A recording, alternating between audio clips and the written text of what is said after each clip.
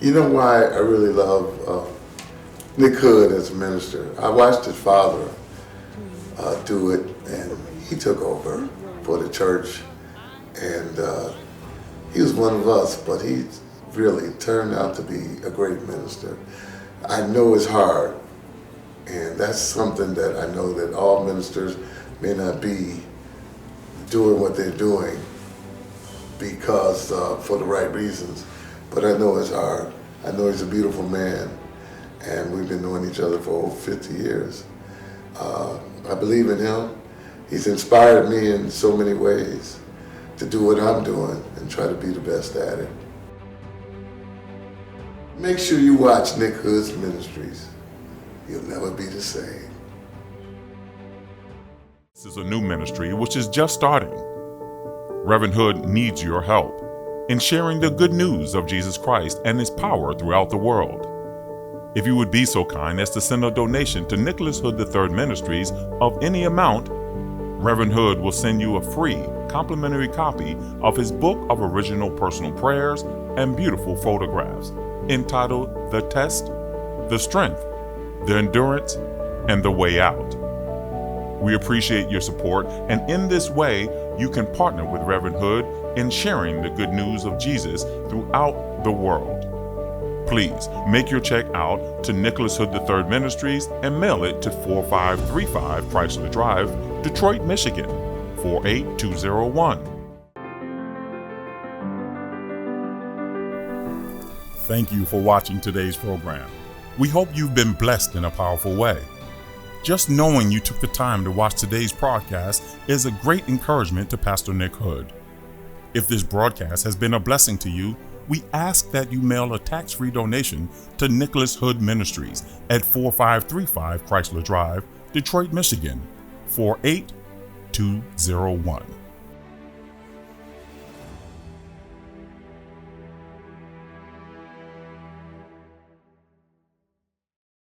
Welcome to Nicholas Hood III Ministries, a ministry of hope, spiritual inspiration, personal power guided by Christian love.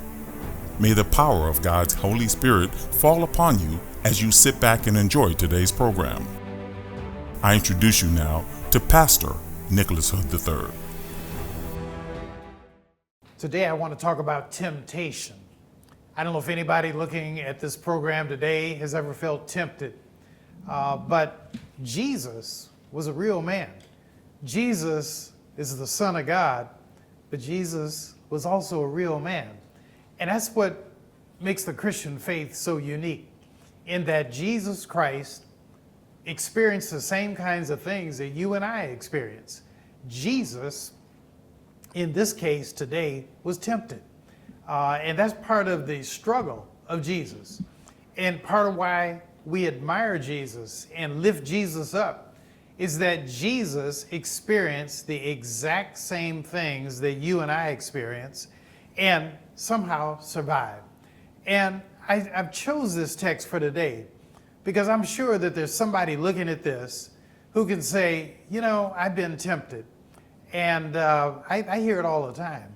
I talked with a guy the other week who was telling me he just couldn't get past his temptation to reach out to other women. And, everybody's got a level. For him, that was his issue. Somebody else, there's a temptation of trying to take somebody's money, beat somebody's time. But my starting point for today is to encourage you to realize that that's part of being human. And so the question then is, how do we deal with this? And my starting point is always the Bible. When I look at Jesus and what we read about Jesus, in this case in the Gospel of Mark, the first chapter, we see that the Spirit, the Spirit of God, the Holy Spirit, carried Jesus away to a high mountain. And if you read, I've been reading this text since I was a little boy, but when I reread it, it dawned on me, I said, where is Jesus coming from when he's carried away to this high mountain? He's coming from the Galilee. The Galilee is 77 miles north of Jerusalem.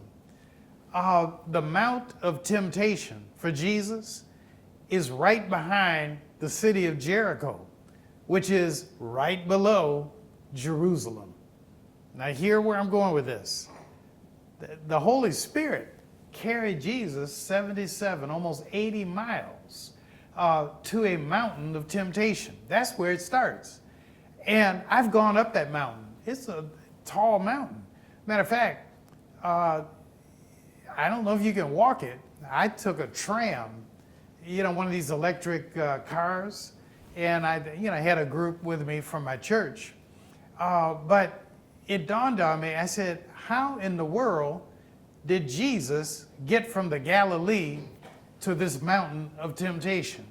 But God has a way of doing this. And it also tells us that Jesus was tempted by Satan for these 40 days and 40 nights. And think about the way Jesus was tempted. He's tempted with hunger. He's there for 40 days, 40 nights without food. And so what does the devil say? If you really are the Son of God, turn these rocks, turn these stones into bread. And what does Jesus say? He replies with scripture.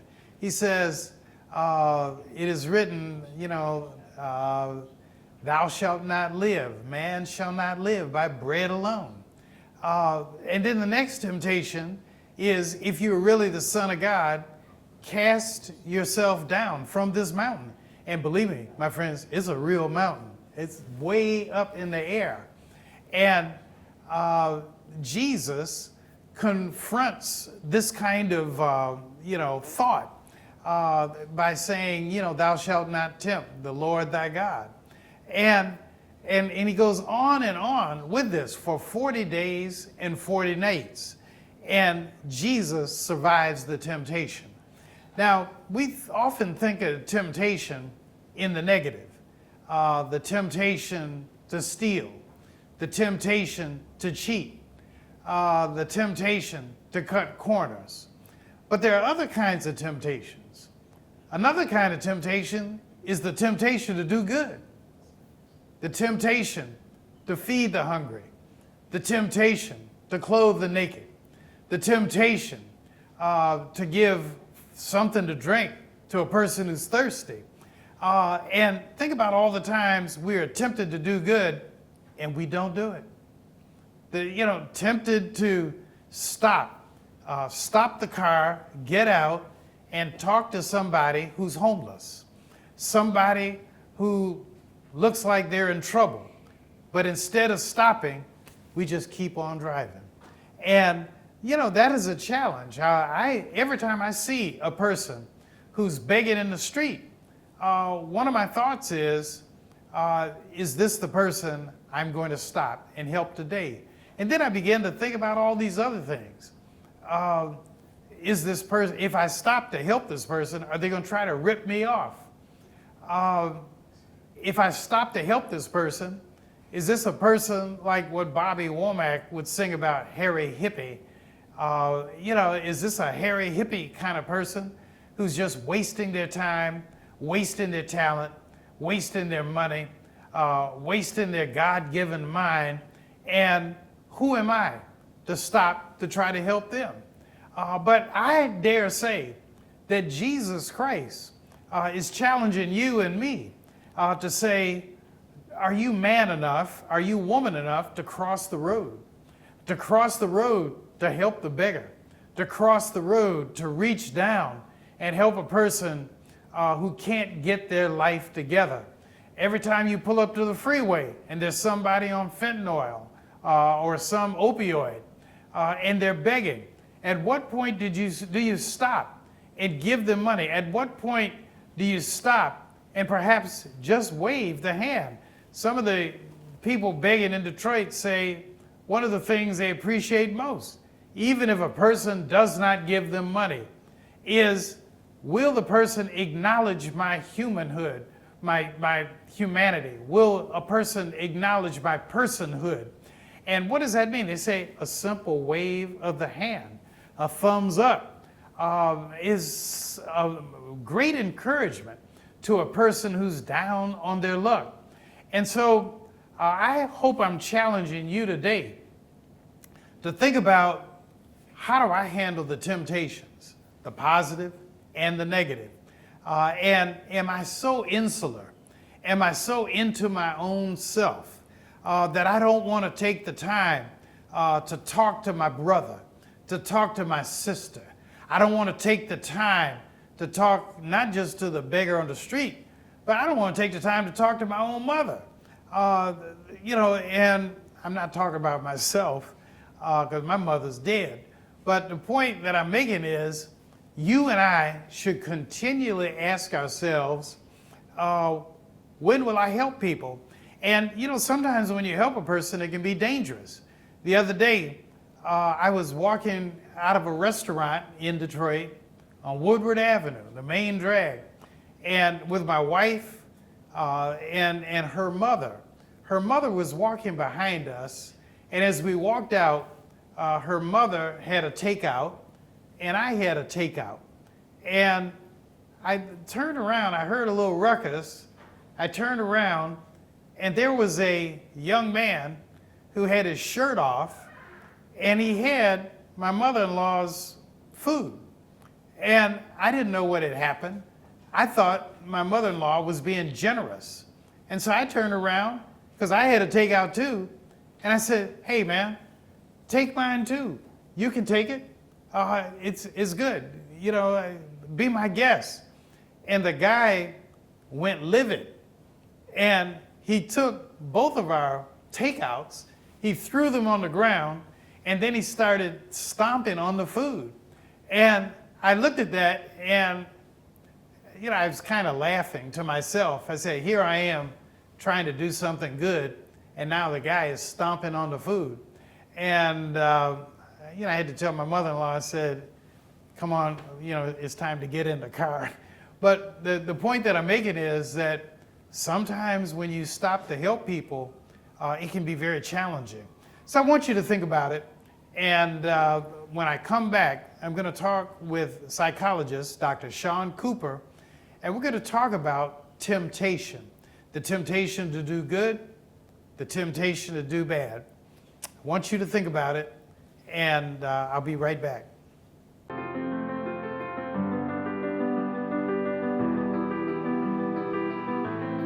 There are people all across this globe who now will have the opportunity to know you like I do, because of course you are very forthcoming in telling stories about life, stories that are relatable, and that means something.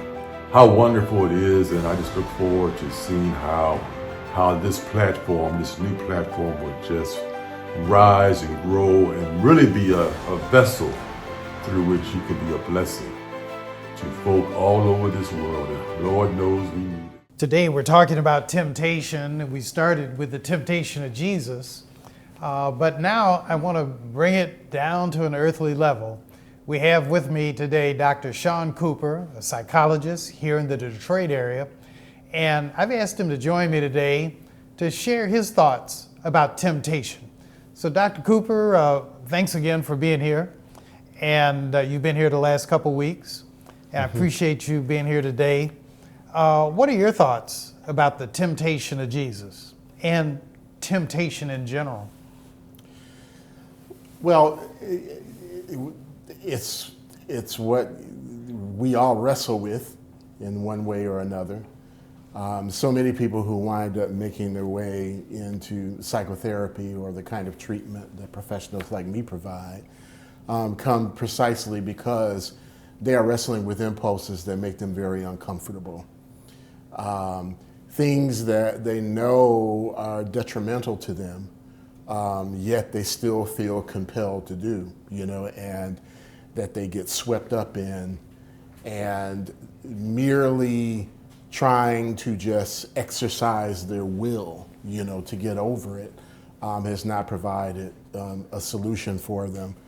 As I say that, I'm sure that people are thinking about things like drug addiction, alcoholism, or gambling, or things of that nature, that we think about as being impulses that are difficult to control, that the idea of temptation figures prominently, in the way that we think about it usually.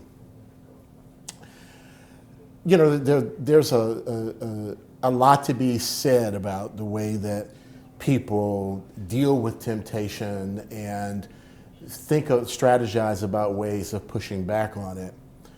But one of the things that's fundamental to it is that we are basically powerless against temptation if we are trying to wrestle with those kind of impulses alone. The idea, that it's just me and my will one-on-one wrestling with this thing is usually when we're undone. It's the point at which a person can admit that my will, by myself, is powerless against this. So we're basically, I look at my temptation, I say, I can't help myself. I'm overwhelmed. Right. It starts with it. With that frank admission, that I am overwhelmed, that I am not the master of this thing. It is mastering me. It has established dominion over me. So that is the important step one. And then the important step two is then to understand that to the extent that I allow myself to remain isolated in my battle against that, in my efforts to try to establish mastery, over this temptation, then really I'm allowing myself to remain vulnerable. That at the same time that I'm confessing my lack of power, my second confession right on the heels of that is that I need help. I need someone to provide some guidance, to provide some understanding, some empathy, as part of my struggle, to get a hold on this.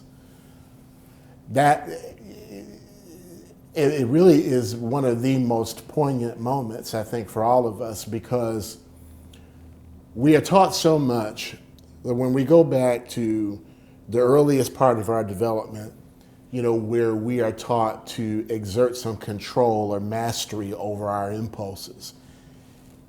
Even just, in terms of mastery over our bodily functions, that, I really want to urinate badly, but I can't here, I can't now, I have to wait until there's a bathroom, okay?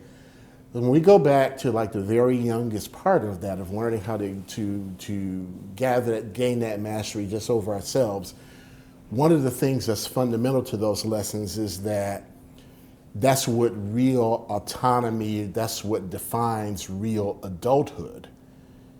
That we are growing toward an autonomy or an independence that then every impulse or temptation, that we have, if we're truly fully functioning adults and competent, then that means that we ought to be able to exert that mastery without the help of other people. And so we're locked into our early lessons, then kind of lock us into a paradigm that will only take us so far. At some point in our lives, we learn that to really go further and to surmount more difficult challenges, impediments, in life, we are going to need to engage the help of others, make common cause with others, unite ourselves with others who have our best interest at heart, invest trust in them, all of those things.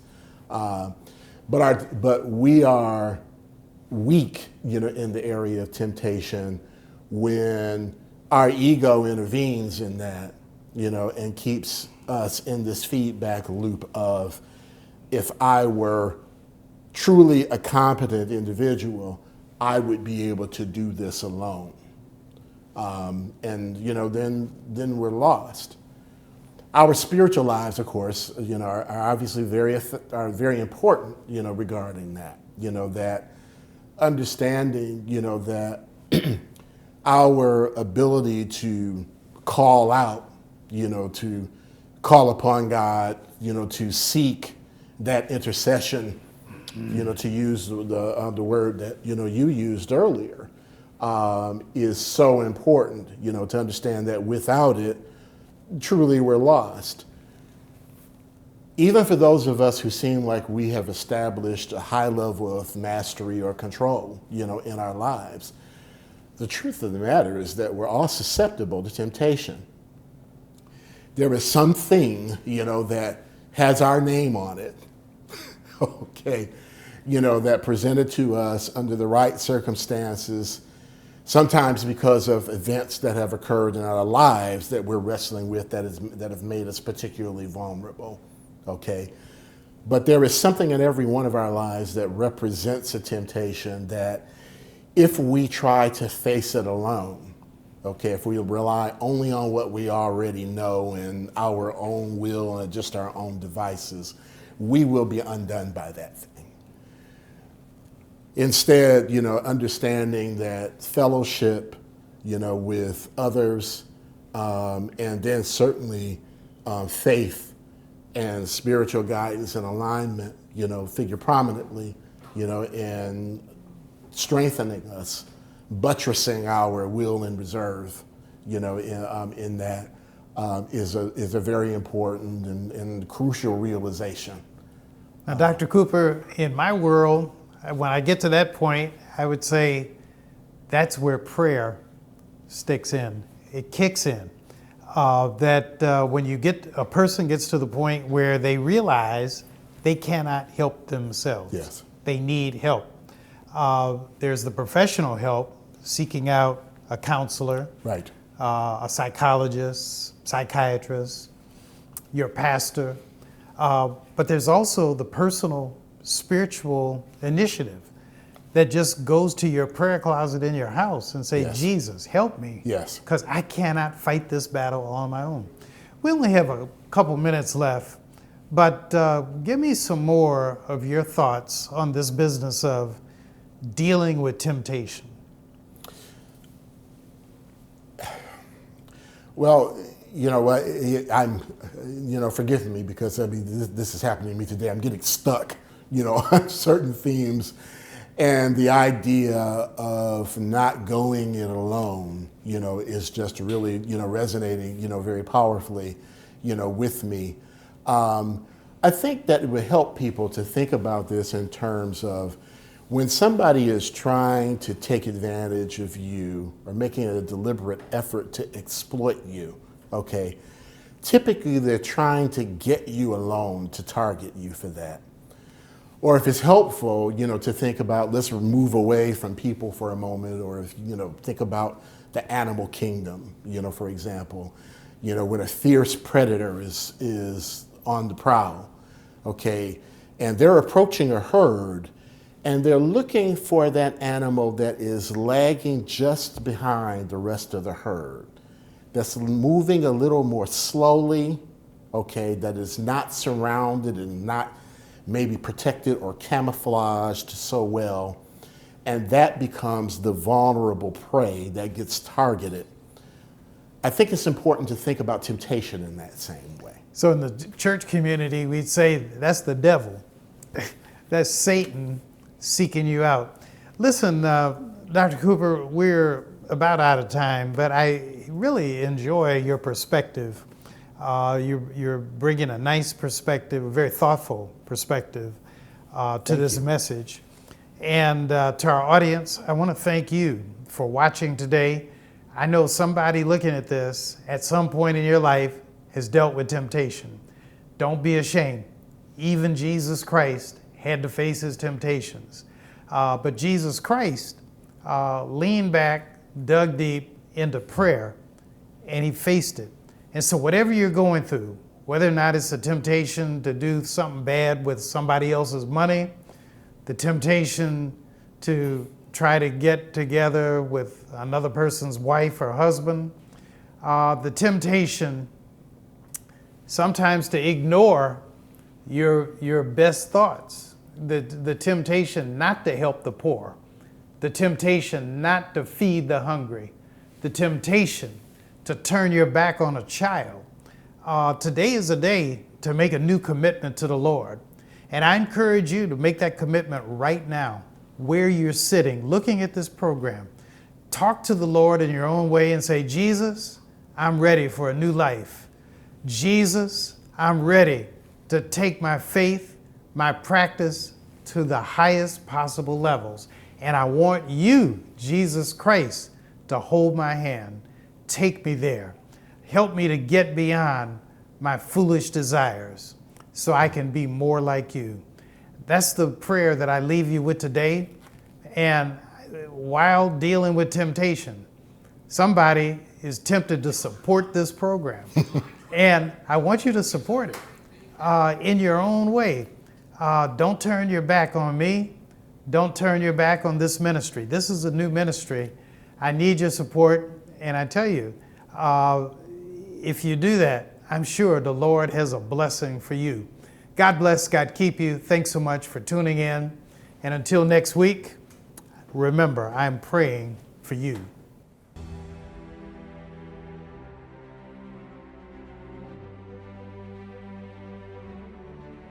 You know why I really love Nick Hood as a minister? I watched his father do it, and he took over for the church. And he was one of us, but he really turned out to be a great minister. I know it's hard, and that's something that I know that all ministers may not be doing what they're doing because for the right reasons, but I know it's hard. I know he's a beautiful man, and we've been knowing each other for over 50 years. I believe in him. He's inspired me in so many ways to do what I'm doing and try to be the best at it. Make sure you watch Nick Hood's ministries. You'll never be the same.